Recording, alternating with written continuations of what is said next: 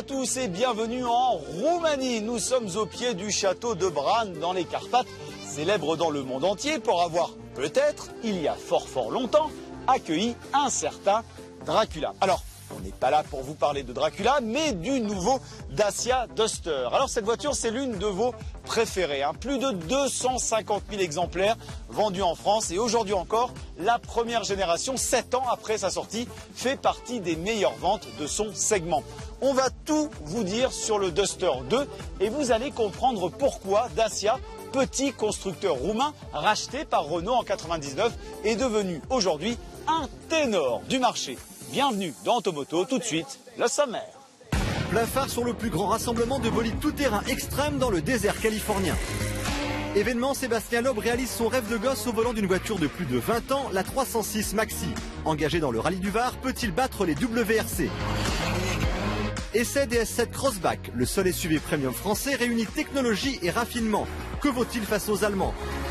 Grand format, direction la Suède. Réputés pour leur respect de l'environnement, les Suédois sont capables de créer des mécaniques aussi incroyables que populaires avec un certain grain de folie.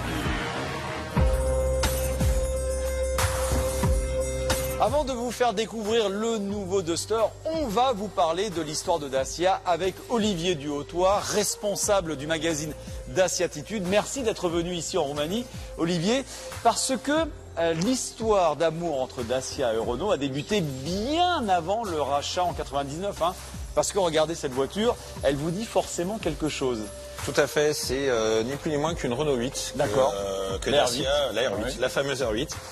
Qui a été fabriqué par Dacia à partir de la fin des années 60, 1968, en attendant le modèle phare de Dacia, la 1300. Pourquoi Dacia a choisi de travailler avec Renault? Alors tout simplement parce que comme beaucoup de pays de l'Est à l'époque, il n'y avait pas d'industrie réellement de voitures dans ces pays, et les constructeurs voulaient s'appuyer sur des constructeurs nationaux reconnus. Et c'est finalement Renault qui a réussi à proposer un modèle, la Renault 12, qui était à l'époque une voiture qui n'était pas encore sortie et dont la Roumanie a finalement eu l'exclusivité, puisque la Dacia 1300 est sortie quelques semaines avant la vraie Renault 12 française. Mais c'est une voiture qui a été construite pendant 40 ans. C'est la même que la française, en gros? Au début, c'est la même. Après 1979, ça change. Et alors là, les Roumains commencent à développer des variantes. On l'a vu, il y a un pick-up incroyable là-bas. Un pick-up incroyable, motorisé avec du diesel. C'est un pick-up 4x4 qui pouvait recevoir la climatisation, un pick-up double cabine. Et c'était du 100% roumain. Olivier, on est avec le concept Duster qui marque encore une nouvelle étape dans l'histoire de Dacia. On en reparlera un petit peu plus tard. Mais il y a un truc qui est assez incroyable avec cette marque en France, c'est cette communauté qui est extrêmement forte. Les clients Dacia sont très attachés à la marque. Les premiers utilisateurs de Dacia, les premiers clients, ont eu le réflexe de se regrouper entre eux, notamment sur les forums internet, d'échanger leurs expériences. Beaucoup de gens étaient tentés, voulaient savoir est-ce que c'est fiable, est-ce que ça marche bien, est-ce que c'est confortable.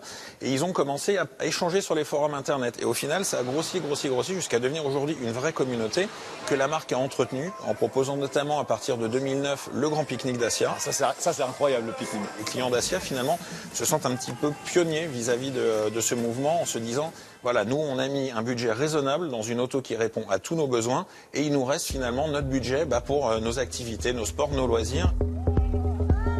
Vous avez sans doute entendu parler de Thanksgiving. C'est une grande fête aux États-Unis et un long week-end férié où se retrouvent dans les dunes de Glamis tous les fondus de tout terrain avec des voitures les plus folles les unes que les autres. Reportage Patricia Gaillot. Glamis, Californie, près de la frontière mexicaine, une région qui semble particulièrement calme. Et pourtant, chaque année ici, des dizaines de milliers de personnes se rassemblent pour un événement exceptionnel, célébrer Thanksgiving au beau milieu du désert, avec des engins complètement dingues, avec un seul mot d'ordre, s'éclater en toute liberté. Mais problème, un événement comme celui-ci, ça se mérite, et l'endroit reste secret jusqu'au dernier moment, difficile à trouver. On a cherché, beaucoup cherché. I'm looking for the Glamis Sand Dunes. No hablo espagnol. Et puis on a eu la chance de rencontrer Théo, un Français qui lui aussi allait tenter cette expérience un peu folle. C'est juste à côté en fait. Si vous voulez, vous pouvez venir, vous pouvez monter avec moi. Nous avons donc trouvé le Graal, 60 km de dunes à perte de vue, grâce à Théo Filler, un jeune pilote de GT Series, avec une maman ex-championne de rallye, qui a fait le voyage de France pour venir participer à ce rassemblement complètement fou. C'est une course qui est un peu mythique ici. C'est un peu compliqué de la trouver, parce qu'il est uniquement sur internet qu'on arrive à définir un plan. C'est comme une course de rue en fait, si on veut, on a vraiment le truc à la dernière minute, c'est impressionnant. Et du coup, donc voilà, on est dans cette ambiance qui est motorhome à l'américaine, pick-up à l'américaine. Donc c'est super, donc on va aller s'éclater un petit peu dans les dunes. Et cette année, plus de 150 000 personnes sont venues des 4 coins des États-Unis fêter Thanksgiving avec leurs buggy et autres engins incroyables au milieu des dunes, une tradition qui perdure depuis 40 ans. Dans l'après-midi, ce sont des milliers d'engins qui déferlent sans fin dans le désert californien. Ah, c'est une tuerie, hein. J'aurais jamais pensé imaginer tout ça. C'est magnifique. On adore. On va aller faire des passages sur la piste. On vient ici depuis plus de 15 ans, depuis qu'elle est toute petite. J'aime cette atmosphère. Tout le monde est hyper sympa. On passe un bon moment. Après ses premières émotions fortes, Théo rejoint Stéphane, un de ses amis franco-américains qui vient ici depuis plus de 10 ans. Donc du coup, ça c'est ta machine? Custom, fabriqué avec un moteur de Subaru. Ok. Tu veux venir avec moi, tu veux essayer? Super, ça c'est trop génial. C'est parti pour une session de 2 heures au milieu des dunes. Mais Stéphane n'est pas le seul à partir à l'aventure. Du tatoué baraqué au retraité dynamique, en passant par la mère de famille avec ses 3 filles, tous se retrouvent ici avec le même amour des grands espaces et de la liberté. Je conduis à chaque fois. C'est pas notre premier rodéo. Elles ont 4 ans, 7 ans et 10 ans. Ça va être génial. J'adore faire des runs dans le sable. On porte des manchettes au poignet. Comme ça, nos mains ne peuvent pas sortir de l'arceau si le buggy fait un tonneau. Ça nous garde bien à l'intérieur. Et toutes ces mesures de sécurité sont absolument nécessaires, car la balade va se révéler pour le moins sportive. Ce désert aux allures de Sahara est si vaste, plus de 60 km de long, que chacun peut se sentir seul au monde avec sa machine. C'est fou.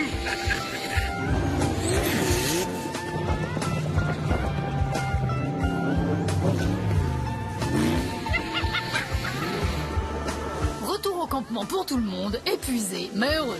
C'est extraordinaire. Alors, raconte! Et sincèrement, il y a des sensations là-dedans. Oh mon Dieu, t'as même pas idée. Non, c'est vraiment super expérience et franchement Stéphane. À la nuit tombée, la vie ne s'arrête pas pour autant à Glamis. Certains choisissent de se retrouver tranquillement autour d'un feu de camp, comme ces 3 frères qui viennent ici depuis 31 ans maintenant. Tous les gens qui viennent ici ont des engins faits maison. Et le truc cool avec cet endroit, c'est que comme vous avez pu le voir sur la piste de sable, il n'y a pas de limitation. Vous pouvez faire tout ce que vous voulez ici. Vous pouvez aller aussi vite que vous le désirez, tout le monde s'en fiche. Et la seule personne que vous pouvez réellement blesser, c'est vous généralement. Loin de la douceur du feu, d'autres plus intrépides préfèrent profiter de la nuit pour se lancer des défis et s'affronter dans des runs poussiéreux jusqu'au petit matin. Bonsoir, from Glamis.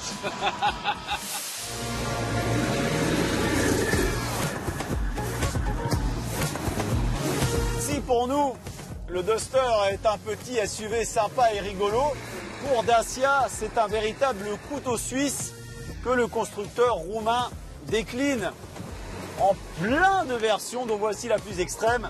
Alors ça répond évidemment à un appel d'offres pour les forces armées qui cherchent un véhicule léger, capable de passer partout. Ça se conduit exactement comme un Duster classique, c'est d'une simplicité incroyable. Moi j'en veux un. Alors ça c'est la version extrême, mais vous avez des Dusters ambulance, vous avez des Dusters pour les premiers secours, vous avez des Dusters pour les pompiers. C'est vraiment un outil de travail hyper polyvalent. Allez, toute autre chose maintenant. Il est 9 fois champion du monde des rallyes. Il s'agit bien évidemment de Sébastien Loeb. La dernière folie du pilote français, courir en rallye avec une mamie, une 306 Maxi, reportage en exclusivité, signé Jessica Popina. Sébastien Loeb, c'est le pilote le plus titré du sport automobile, le plus grand champion de toute l'histoire du rallye avec ses 9 titres. En bref, c'est lui le boss.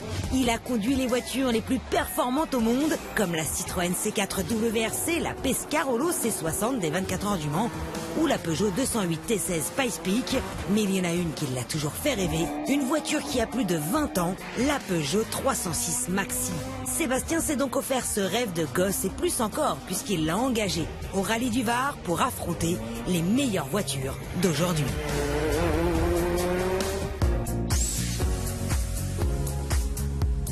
Un défi hors du commun, presque insensé, mais pourquoi cette voiture et pas une autre ? C'est une voiture qui m'a marqué à l'époque de mes débuts, en 97, quand je faisais le rallye des Cévennes avec ma petite 106 Groupe N dans le volant 106. Et il y a une spéciale où le départ et l'arrivée devaient être assez proches. Et moi j'attendais pour aller partir en spécial et j'entendais les 306 qui tournaient dans la montagne. J'entendais le bruit, c'était magique et ça m'a fait rêver. Et je me dis, qu'est-ce que ça doit être... Ça doit être bon de rouler avec ça. À l'époque, c'était la meilleure de sa catégorie. Pour preuve, elle a été titrée 2 fois championne de France avec Gilles Panizzi à son volant en 1996 et 97. Très pointilleux, Sébastien a demandé à toute son équipe de la reconstruire de A à Z. Tant qu'à faire, moi j'aime bien quand même les choses bien faites. J'en ai rêvé, j'avais envie qu'elle soit au top. Elle a été refaite exactement comme la version originale. Même les configurations techniques et les réglages de l'ensemble moteur-boîte sont identiques. Du coup, pas moins de 8 personnes se sont consacrées exclusivement à la voiture de Sébastien pendant 6 semaines. Un vrai challenge car il ne la connaissait pas. On connaissait donc pas la voiture à la base, mais le fait de l'avoir démontée et remontée nous a permis d'apprendre parfaitement cette voiture. On sait qu'on réalise un rêve de gosse. Certes, on a beaucoup travaillé parce que c'est un projet un peu atypique. Le planning des courses nous a laissé peu de temps pour le montage. On va être prêt pour la séance d'essai donc de lundi. Lundi 6 novembre, quelque part en Alsace, chez Sébastien, c'est le grand jour de test. La 306 Maxi va-t-elle être à la hauteur de ses attentes ? En juger son sourire à la sortie de la voiture, je pense que oui, apparemment, il prend du plaisir en tout cas. On a fait beaucoup d'essais déjà dans la matinée. Là, on change maintenant le différentiel et on va voir sur le reste de la journée. Mais apparemment, c'est plutôt positif.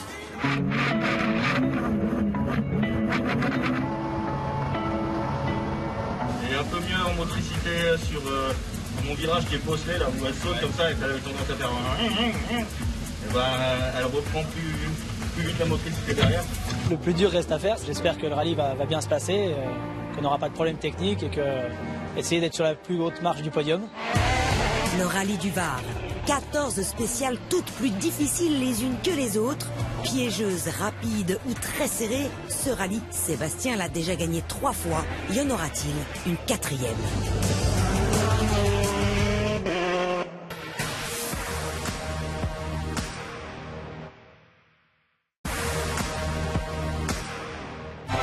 Le rallye du Var, 14 spéciales toutes plus difficiles les unes que les autres. Sébastien l'a déjà remporté 3 fois. Cette fois-ci, gagnera-t-il au volant de sa 306 Maxi, une voiture d'une autre époque ? C'est le grand jour. L'ambiance est tendue. Il ne reste plus que quelques minutes pour faire les derniers réglages avant le départ. Sébastien s'est mis en mode compétition. Il en a presque oublié la notion de plaisir. Le compétiteur s'est réveillé. Dès la première manche, il se classe 6e derrière des jeunes qui ont la rage. Car le rallye du Var, c'est aussi l'épreuve qui clôture le championnat de France. Le titre se joue ici. Pour autant, en fin de journée, le talent du nonuple champion du monde en impose. Il finit 3e, une prouesse avec sa mamie du rallye. Ça va, plutôt bien. Pour une voiture qui a 20 ans, on arrive à se battre avec les autres, donc c'est plutôt sympa. 2e jour de spécial, il a plu toute la nuit. La route est encore grabouillée et la météo incertaine pour toute la journée.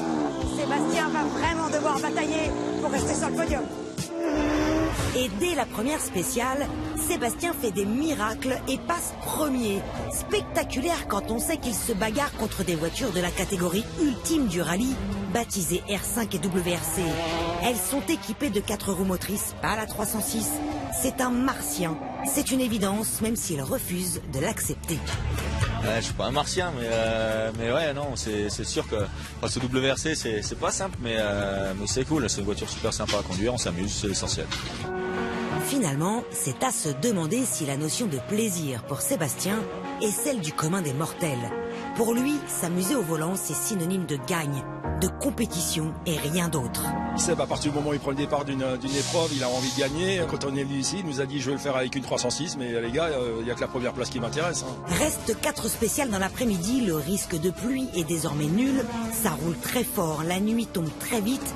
Daniel nous apprend finalement que la 9e étape a eu raison d'eux. L'équipage mythique redescend à la 2e place. On a eu du mal dans la spéciale d'avant parce que c'est trop bossé pour nous pour la 306. Mais bon, c'est plate, c'était sympa de nuit. Ça faisait longtemps qu'on n'avait pas roulé nuit comme ça. Place au 3e et dernier jour du rallye. 4, c'est le nombre de spéciales qui reste à Sébastien. C'est là. Alors déjà pour se faire plaisir, mais surtout aussi pour essayer d'atteindre la première marche du podium. Alors que 16,7 secondes séparent Sébastien du premier, après seulement 2 spéciales, il n'en reste plus que 4,9. Sébastien ne lâche rien, il veut le podium. Juste devant, c'est la Fiesta WRC de David Salanon, vainqueur du Rallye du Var en 2015. Ils s'adonnent tous les deux à une vraie bataille de titans. Quand soudain, 13e étape du rallye, un chiffre que l'on n'aime pas. On a cassé le moteur. Il n'y a pas beaucoup plus à dire. On était en pleine accélération et d'un coup ça s'est arrêté. Donc c'est un sport mécanique, ça fait partie de la course. En tout cas, on s'est bien amusé. Le but c'était celui-là. Je préfère casser le moteur à la fin qu'au début. C'est comme ça, mais c'est pas bien grave. On le réparera et on recommencera.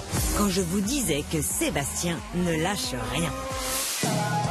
Ça y est, on a pris le volant de ce nouveau Duster sur les petits chemins de campagne roumain. Avant de vous en dire plus sur cette voiture et de rencontrer l'un de ses papas, le directeur du design de Dacia, tout de suite, le 200 chrono. Lundi, elles ne sont plus que 7 en course pour le prix de la voiture de l'année 2018. Qui de l'Alfa Romeo Stelvio, de l'Audi A8, de la BMW Série 5, de la Kia Stinger, de la Seat Ibiza, de la Volvo XC40 ou de la Citroën C3 Aircross succédera au Peugeot 3008. Réponse le 5 mars 2018 au Salon de Genève. Mardi, suite du Dieselgate. Le journal Le Monde révèle que les Fiat 500X et Jeep Cherokee pourraient coûter cher au groupe Fiat Chrysler Automobile. Soupçonné d'avoir installé un logiciel fraudeur sur leur moteur diesel, le constructeur pourrait écoper de 9,62 milliards d'euros d'amende, soit 10% de son chiffre d'affaires. Mercredi, Renault dévoile une version de sa monoplace RS17 entièrement constituée en Lego. Plus de 600 000 briques, 200 heures de travail, un résultat stupéfiant. L'occasion de fêter les 40 ans de Renault en F1, mais aussi de se projeter déjà sur la saison 2018. On aura un challenge un peu particulier l'année prochaine parce qu'on motorise 2 écuries extraordinaires, emblématiques de premier plan, que sont Red Bull Racing toujours et McLaren. Donc je pense que l'idée l'année prochaine, c'est déjà de leur fournir à eux comme à nous un moteur fiable et performant. Et sur la partie châssis, c'est de continuer notre progression pour que les gens croient dans notre projet, qui est un projet moyen terme, qui doit nous permettre d'ici à 2020 de se battre avec les meilleurs.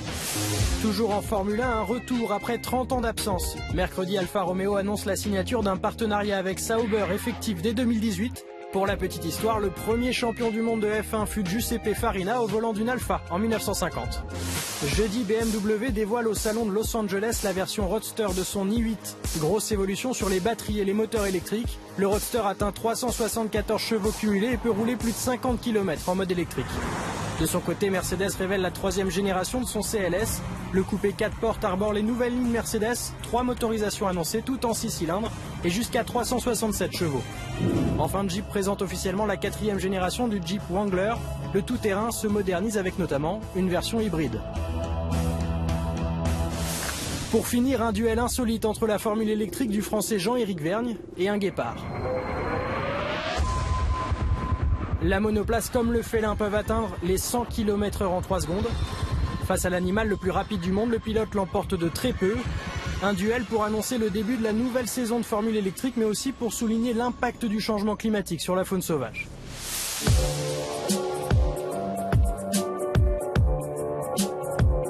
Nous sommes en compagnie de Jean-Philippe Salard, directeur du design ici en Roumanie, devant le bébé de Jean-Philippe et toute l'équipe, hein, bien évidemment. Voilà. Sur quoi vous avez particulièrement travaillé sur cette voiture à l'extérieur? Sur la face avant, on a vraiment étiré les projecteurs sur le côté. Ouais, on le voit là, ils partent bien sur les ailes. Ouais. Pour améliorer et donner cette impression de largeur. On a vraiment travaillé le positionnement des roues pour asseoir la voiture. Et ensuite, tout le latéral a consisté à remonter la ceinture de caisse, incliner le pare-brise. Ouais, c'est plus dynamique hein, comme ça. Pour renforcer le côté moderne et sculpté. Tout ça, ça contribue à renforcer le caractère très puissant et très robuste du véhicule, tout en gardant finalement le caractère du Duster qui doit rester reconnaissable au premier coup d'œil. Bon, Jean-Philippe, quand on voit l'intérieur de cette voiture qui n'a plus rien à voir hein, avec les premières générations de Dacia, vous les faites tous les économies parce qu'il faut que ce soit rationnel et quand on voit un intérieur comme ça, c'est totalement une voiture classique, on va dire. Je vais vous donner un exemple qui nous permet de faire des économies. L'aérateur rond qui est la signature de Dacia, par exemple le fait d'utiliser le même aérateur sur la partie centrale et sur les latéraux, ça nous permet de faire des économies d'échelle en sachant que la conception technique, c'est une conception simplifiée, mais ça le client ne le voit pas. Mais d'un point de vue design et aspect, ça reste une pièce du meilleur niveau. Franchement, ouais, le résultat est vraiment impressionnant. Hein. Nous voilà dans la chambre acoustique où a été travaillée l'insonorisation de ce nouveau Duster. Vous le voyez ici avec tous ces petits micros. Dans un environnement un petit peu spécial, hein. C'est un petit peu oppressant. D'ailleurs, il n'y a absolument aucun bruit, c'est fait pour. Mais du coup, les temps de travail sont assez courts parce qu'il paraît qu'à rester ici trop longtemps, on pourrait devenir un peu zinzin au milieu de ce silence absolu. Bref, on va rester dans le marché des SUV, mais on va monter en gamme et vous parler de la seule marque premium française. Il s'agit de DS. L'ancienne branche luxe de Citroën a pris son indépendance et présente aujourd'hui le DS7 Crossback, un SUV donc, et c'est signé Jérôme Chon. C'est la plus parisienne des voitures. Le Paris Chic, c'est un modèle haut de gamme. D'ailleurs, selon l'ambiance intérieure choisie par les clients, le DS7 s'appellera comme l'un des beaux quartiers de la capitale. Opéra, Faubourg, Bastille ou Rivoli. Oui, parce que si DS n'est pas encore une marque très installée dans le luxe, ces lieux de Paris, eux, font bien rêver le monde entier. Notre DS7 Crossback affiche un style SUV très tendance en ce moment, mais assez classique entre Qashqai et Q5. Les détails sont plus exclusifs, des jantes immenses, une calandre statutaire, des feux très travaillés. Mais c'est à l'intérieur que le DS7 s'affirme totalement. Écran immense, matériaux rares.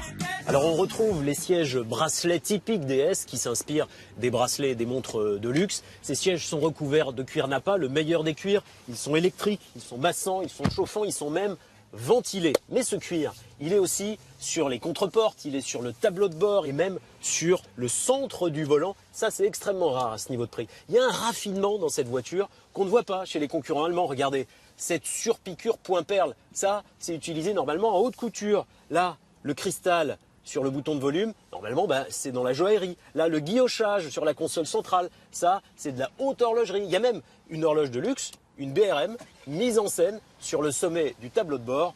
Enfin, cette voiture procure un effet waouh jamais vu dans une voiture française depuis un demi-siècle. Autre bonne nouvelle, l'habitacle ne s'arrête pas au sempiternel noir.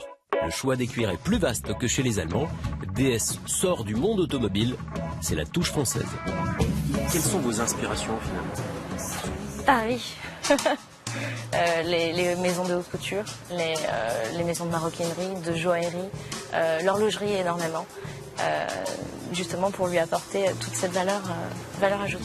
Le DS7 sait aussi accueillir les passagers arrière, plus d'espace aux genoux que dans un Peugeot 3008 avec des dossiers électriques.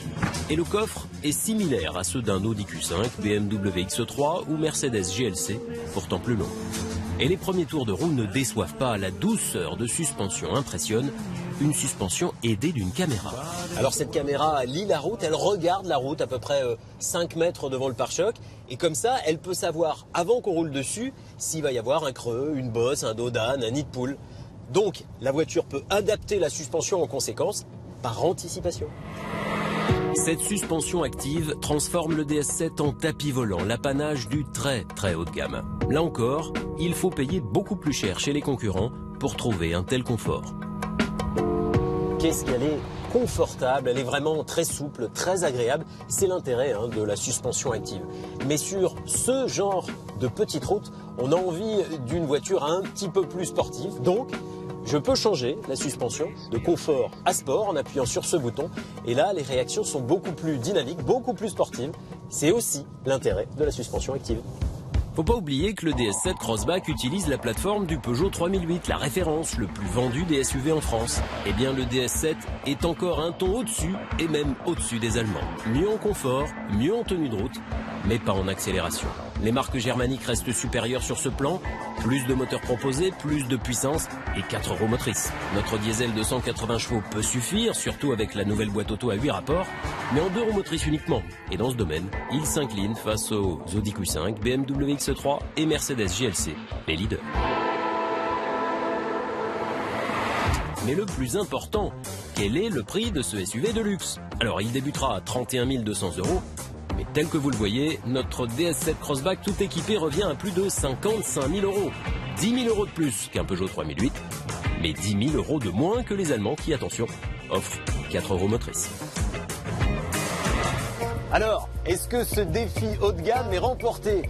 Eh bien, oui, même si les Allemands restent un peu supérieurs en termes de moteur et de boîte de vitesse, mais si on tient compte du confort et même de la finition intérieure, du raffinement de cette voiture, le DS7 Crossback est exceptionnel, une vraie réussite française. Allez, avant de prendre la route avec ce nouveau Duster, petit tour du propriétaire avec l'avant tout d'abord, beaucoup plus affirmé. La calandre a été retravaillée. Il y a la signature lumineuse avec ses LED et ses phares qui partent sur le côté. Ça y est, le Duster a une identité.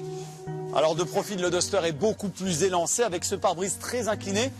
Le gros changement à l'arrière, ce sont les feux désormais carrés, un peu à la manière d'un Jeep Renegade. Et le coffre offre lui une capacité de 478 litres.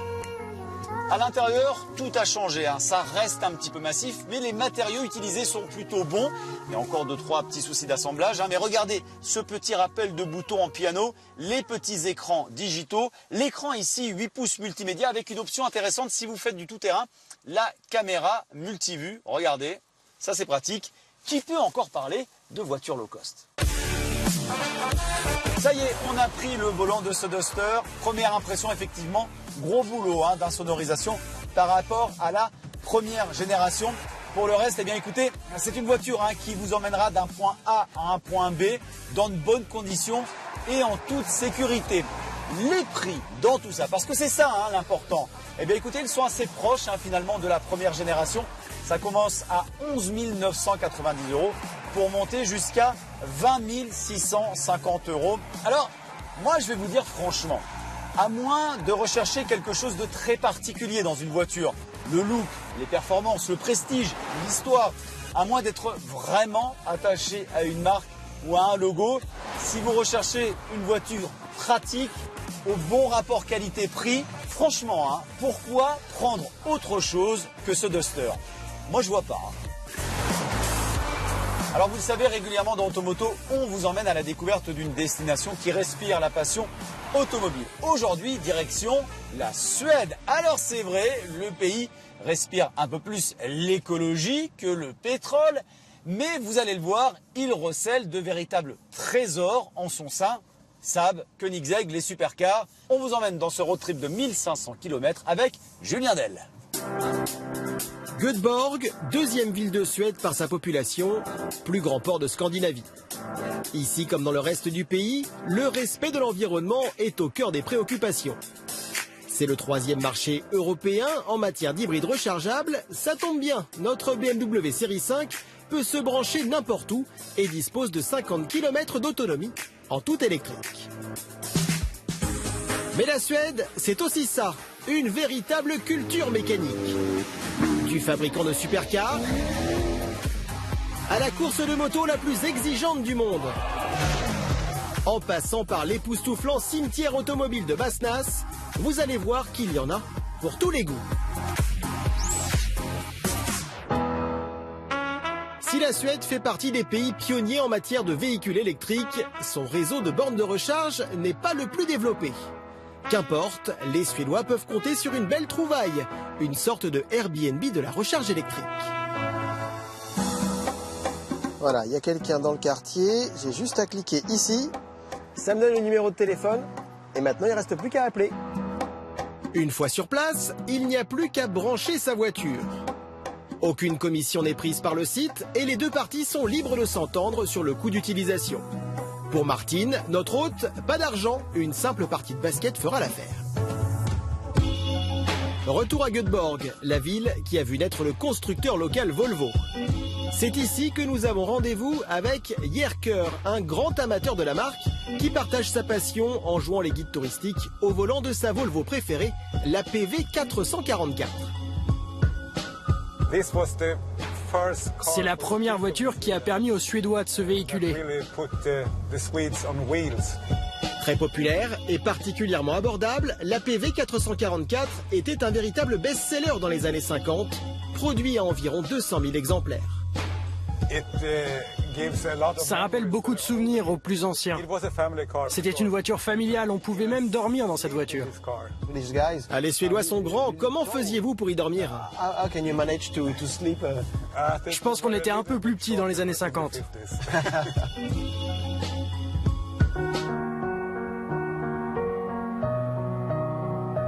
De Göteborg, nous prenons la direction d'Angelholm, plus au sud.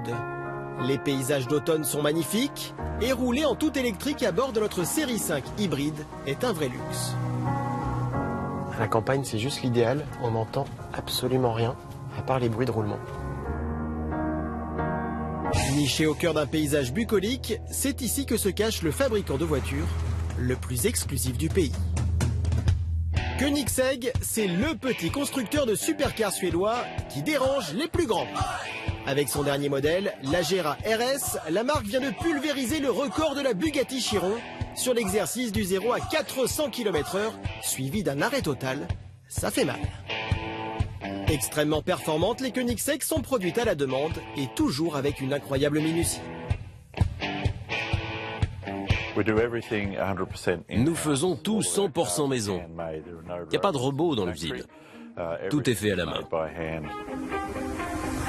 Avant d'être livré à son client, chaque supercar réclame environ 6 mois de construction.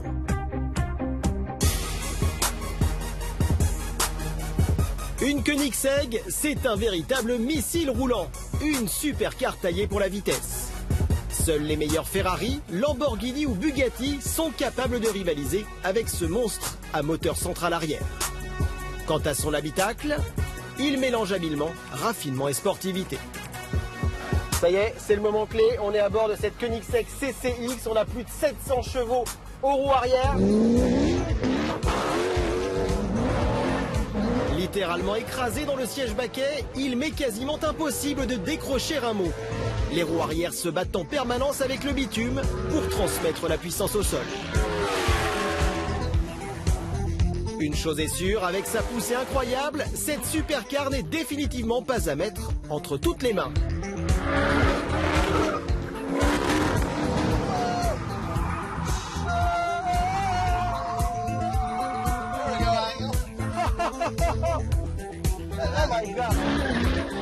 Produite à seulement 14 exemplaires, la Koenigsegg CCX est une véritable pièce de collection dont la valeur dépasse aisément le million d'euros.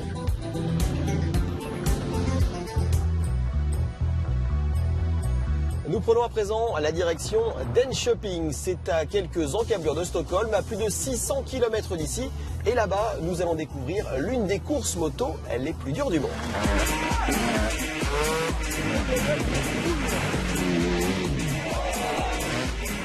Si vous finissez la November Kassan, vous montrez que vous êtes vraiment un homme. Et pour cause, les pilotes capables d'avaler 350 km en une seule journée, dans de telles conditions, se comptent quasiment sur les doigts de la main. Quant aux femmes, elles ne sont que 4 cette année. C'est très long, il fait froid, c'est humide et il y a beaucoup de boue.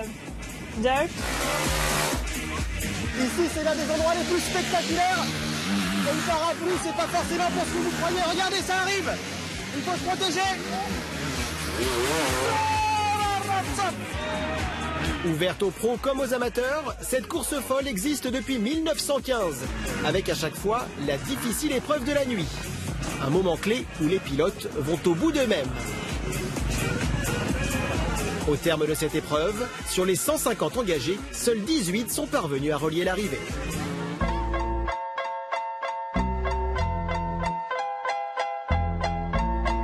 La suite de notre périple nous emmène à Trollhättan, la ville qui a vu naître la marque suédoise Saab Automobile en 1947. L'entreprise a fait faillite en 2011 et il ne reste aujourd'hui plus qu'un musée. C'est ici, au milieu des modèles de la marque, que nous attend Ole Granlund. Il est l'un des artisans du premier moteur turbo de grande série, apparu sur la Saab 99 en 1977.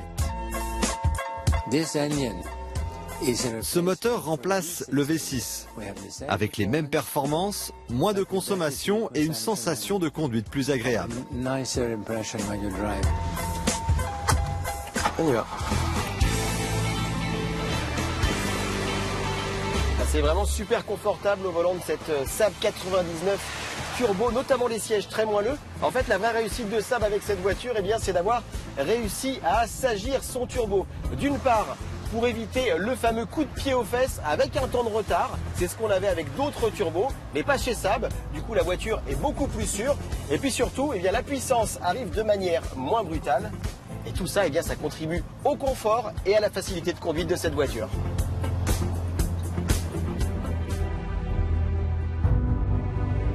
Des Saab, il y en a forcément dans le cimetière automobile que nous allons maintenant découvrir. Il est perdu au milieu d'une forêt quasi introuvable, à moins d'1 kilomètre de la frontière norvégienne.